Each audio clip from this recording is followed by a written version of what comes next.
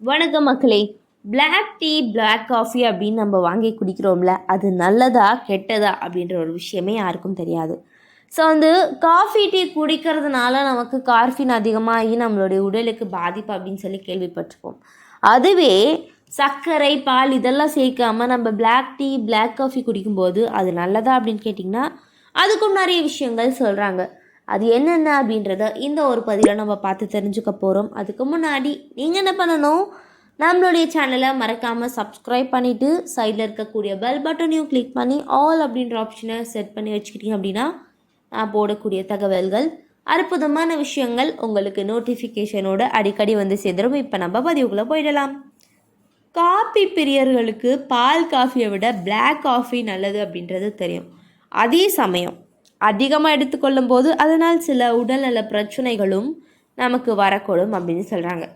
So black coffee குடித்தால் எடை இழப்பு, புத்துணர்ச்சி கிடைப்பது கம்மியாயிடும், உடல் எடை குறைவது, மனதிற்கு புத்துணர்ச்சி கிடைப்பது, காஃபியில் உள்ள ஆன்டி ஆக்சிடென்ட்கள் இதய ஆரோக்கியம் மேம்படுத்தும் உள்ளிட்ட நன்மைகளை கொண்டிருந்தாலும் அது அதிக அளவில் எடுத்துக்கக்கூடாது அப்படின்னு சொல்கிறாங்க.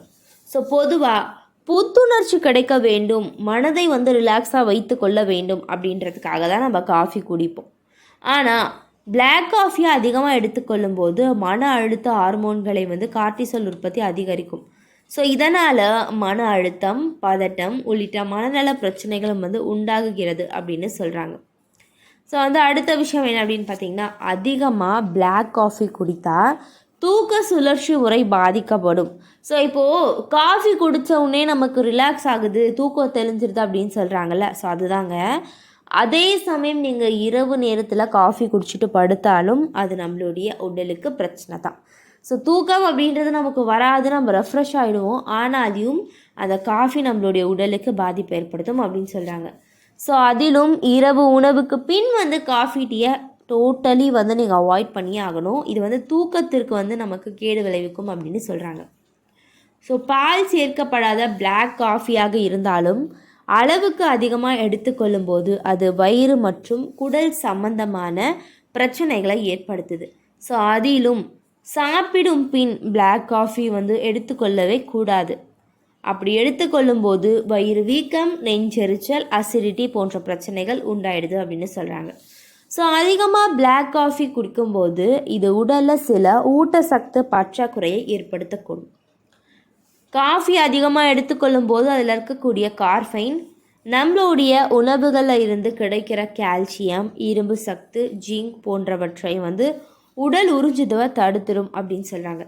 இதனால் ஊட்டச்சத்து பற்றாக்குறை ஏற்படும், அதிகமாக இரும்பு சத்து குறைபாடு உண்டாகும். ஸோ மாலை வேளையிலோ அல்லது மதிய உணவுக்கு முன்பாகவோ வேண்டுமானால் சிறிது பிளாக் டீ நீங்கள் குடிக்கலாம். ஆனால் காலை எழுந்ததுமே வெறும் வயசில் நீங்கள் அந்த வர காஃபி குடிச்சிங்க அப்படின்னு சொன்னால் அது ரொம்பவே நல்லது கிடையாதுங்க. ஏன்னா நல்லது அப்படின்னு சொல்லிட்டு நம்ம குடிப்போம், ஆனால் அது கடைசியில் எப்படி முடியுன்றது தான் நம்ம நிறைய விஷயங்களை யோசித்து பார்க்கணும். ஸோ பிளாக் டீயோ பிளாக் காஃபியோ குடிப்பதனால உடல் எடை வேகமாக குறையுமா? எடை குறைக்க நினைப்பவர்களோடு உடற்பயிற்சி செய்வதற்கு முன்பு நீங்கள் இதை குடிச்சிக்கலாம். இது போன்ற நிறைய விஷயங்களை நம்ம தொடர்ந்து பார்க்க போகிறோம்.